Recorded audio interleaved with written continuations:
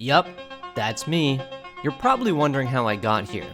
Well, you see, I recorded 2 hours of Hollow Knight gameplay, and about 10 minutes into the first recording, for some reason, my mic decided to unplug itself. So for this episode, I'm just going to give you the highlights of what happened and do a voiceover summary so you're all caught up to speed for when I post my next Let's Play video. You ready? Well, first, what we do here is go back.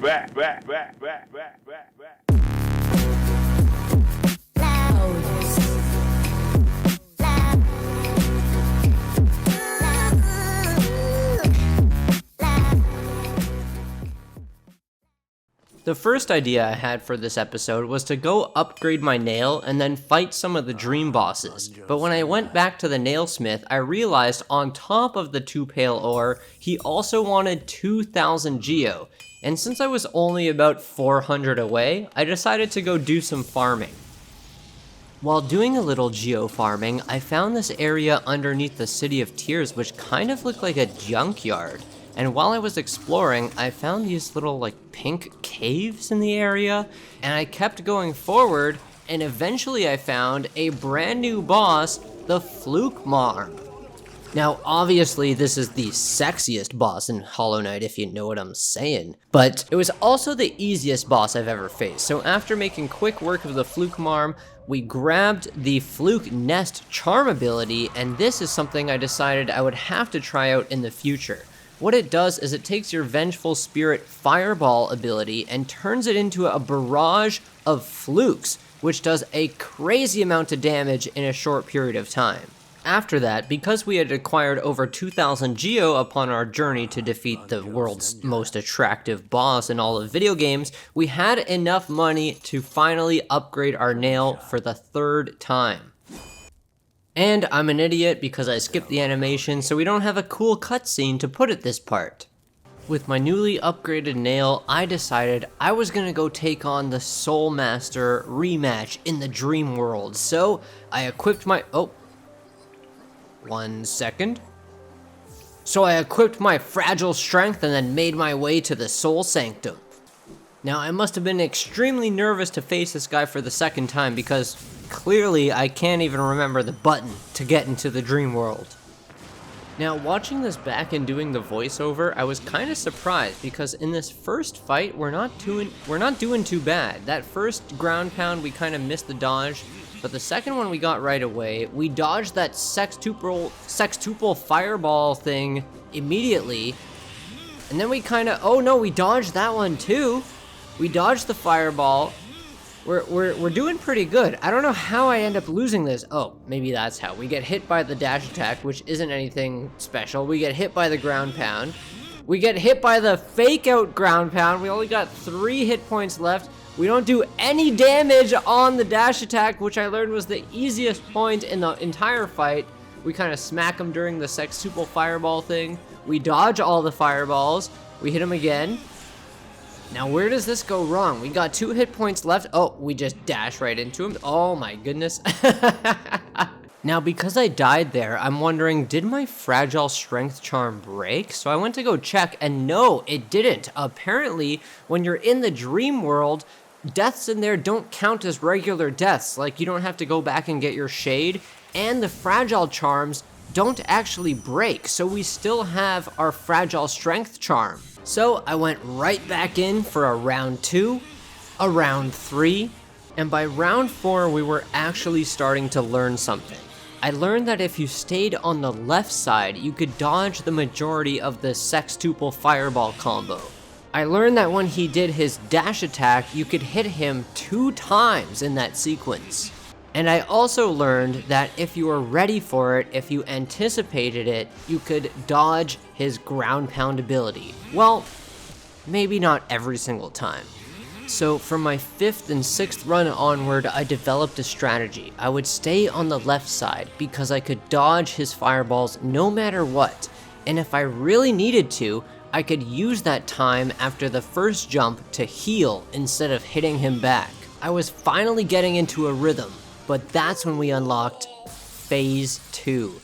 I had no idea how to deal with this. The ground pounds were coming extremely fast, and the fireballs, instead of coming out of his hitbox, were now just coming out of thin air. I was getting hit left, right, and center. I was extremely overwhelmed. I didn't know what to do. It felt like dashing out of the way of the ground pounds only worked half the time, and I was just getting lucky. I smacked him with my nail a couple times, but of course, I was doomed. I recognized that my strategy of staying to the left side of the arena was extremely defensive, but it was working. The only problem was that now I was consistently getting to phase 2, and I realized I did not have a plan. Every time he did the ground pound ability, I was basically flipping a coin for whether I would dodge it or not. And then once he threw the fireballs, I was completely flabbergasted. I did not know whether to jump, whether to dodge, whether to run away into a corner and cry to my mom. I had no idea what I was doing with my life. So I decided, instead of throwing myself blindly into the arena each time, I need to come up with a plan. For the first phase, I realized my plan was stay to the left side so that I could easily dodge the 6 fireballs. Whenever he would do his dash attack across the screen, I would try to hit him twice. Whenever he would do his fireballs, I would try to hit him on his way out of the corner. And if he ever did the dive ability, the ground pound ability, I would just get the hell out of the way. Once we got into phase 2, I realized that maybe if I did a dash plus a jump, it would be a lot easier to escape his ground pound ability. And then I realized that's all he's doing. He's just doing the ground pound and the fireballs. So when he does the fireballs, I need to get aggressive. That is my chance to hit him, because I obviously can't do much damage to him when he's slamming the ground over and over and making me run for the hills. So as soon as he goes into fireball mode, that's my time to strike. So I had a game plan and I went in. Now, because my mic wasn't working, I don't know what I said, but I can imagine it was something like, "Oh my god, hell yeah, let's go!" I was also probably saying something like, "Oh my god, that was the hardest boss fight I've done in this entire series so far. I'm so excited to do the other dream bosses because I have a feeling they're going to be super, super hard." But this is probably the 3rd time I've been like, this is the hardest boss I've ever fought in the entire game. So, I mean, take that with a grain of salt. After beating the Soul Tyrant and doing a little bit more exploring, I decided this was a good time to end the episode. But because I'm a big dum-dum, I recorded an entire another hour with my microphone disabled. So let's summarize that, shall we?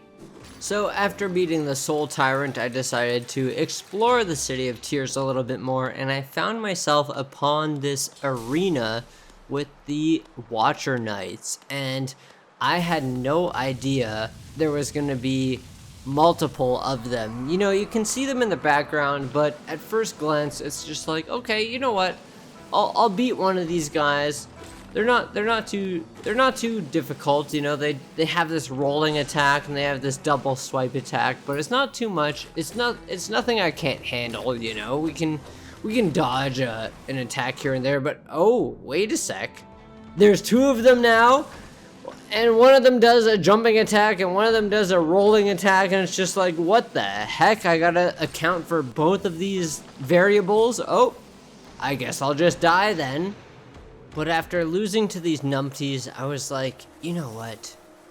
What if we think about the sexiest boss in all of Hollow Knight, and we equip the Flukemarm charm, and we try to hit them with a fireball that they have never seen before, a fireball of no other, the sexiest fireball in all of Hollow Knight. And to my surprise and my dismay, it actually works. The sexy fireball demolishes these Watcher Knights one after another. There was 5 or 6 or 7 of them to go through, and they all fell to the sexy fireball.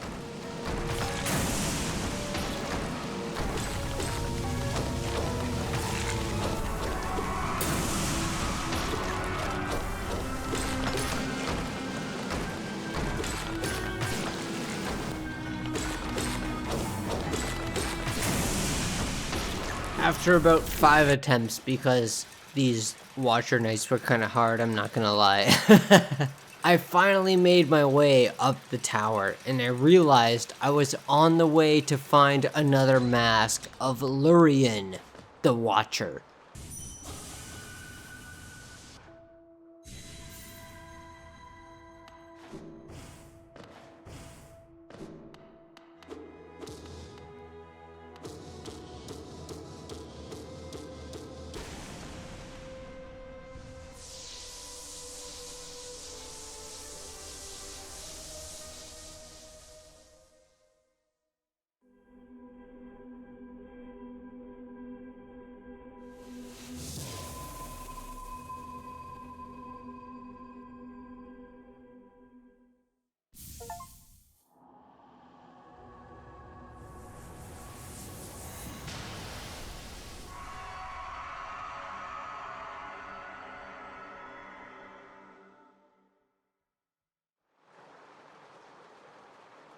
At this point, I've realized I'm 2/3 to completing the game, but there's so much more I have yet to discover, and it feels kind of fake in a way. Like there is literally so much more about this game that I've yet to experience, and I hope that I can find it along the way to the final boss. And just when I've thought I've seen everything, we find this area called the Kingdom's Edge, filled with creatures and bugs I have never seen before, so it's clear there's so much more adventure to partake in, and I am super excited to see what fate holds for me here. But of course we meet our rival, or our companion, Hornet, the character who we haven't seen in a solid 10 to 12 hours on our journey. And she challenges us for a second time. And I am determined to be the victor of this challenge. But she bests me once or twice, and we will have to come back for a third time to see who will truly be the victor of this battle. But that's gonna be it for this video. I really hope you guys enjoyed it. This definitely was like a super quick summary. It was about 2 hours of gameplay that I ended up condensing into a 15-minute summary. So let me know in the comments what you think about this style of video. I feel like it was a lot more interesting and a lot more fast-paced than the other videos, but like I said, it's 2 hours, 2.5 hours of work condensed into 15 minutes. So it is definitely a labor, but let me know in the comments what you think. If you like this style of video, maybe I'll do it more in the future. But until then, thanks for watching, and I hope you have a wonderful week. Peace out.